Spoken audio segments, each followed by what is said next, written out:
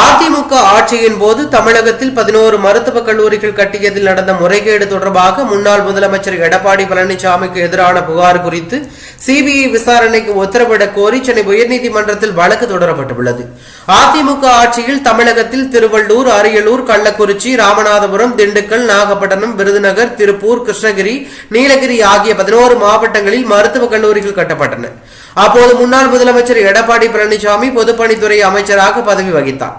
அப்போது இந்த மருத்துவக் கல்லூரிகள் தேசிய மருத்துவ ஆணையத்தின் விதிமுறைகளுக்கு உட்பட்டு கட்டப்படவில்லை என்றும், மருத்துவக் கல்லூரிகள் கட்டியதில் முறைகேடுகள் நடைபெற்றுள்ளதாகவும் திருவாரூர் மாவட்டம் நன்னிலத்தைச் சேர்ந்த ராஜசேகரன் என்பவர் கடந்த 2021ஆம் ஆண்டு ஜூலை மாதம் லஞ்ச ஒழிப்பு துறையில் புகார் கொடுத்திருந்தார்.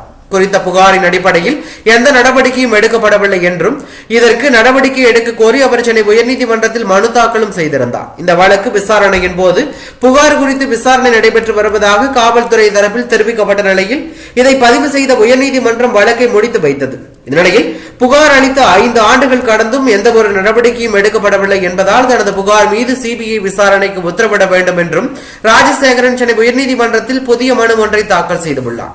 அதில் புகார் குறித்து விசாரணையை தொடங்கியுள்ளதாக கூறிய லஞ்ச ஒழிப்புத்துறை எந்த முடிவையும் தொடுக்கவில்லை. மத்திய அரசின் 60% நிதி பங்களிப்புடன் 11 மருத்துவக் கல்லூரிகள் கட்டப்பட்டுள்ளதால் இந்த விவகாரம் குறித்து சிபிஐ விசாரணை செய்ய வேண்டும் என்றும் அதில் குறிப்பிட்டுள்ளார். ஏற்கனவே சிபிஐ உள்ளிட்ட மத்திய புலன் விசாரணை அமைப்புகள் விசாரணை செய்வதற்கு வழங்கப்பட்டிருந்த அனுமதியை திரும்ப பெற்று தமிழக அரசு அரசாணை பிறப்பித்துள்ளது.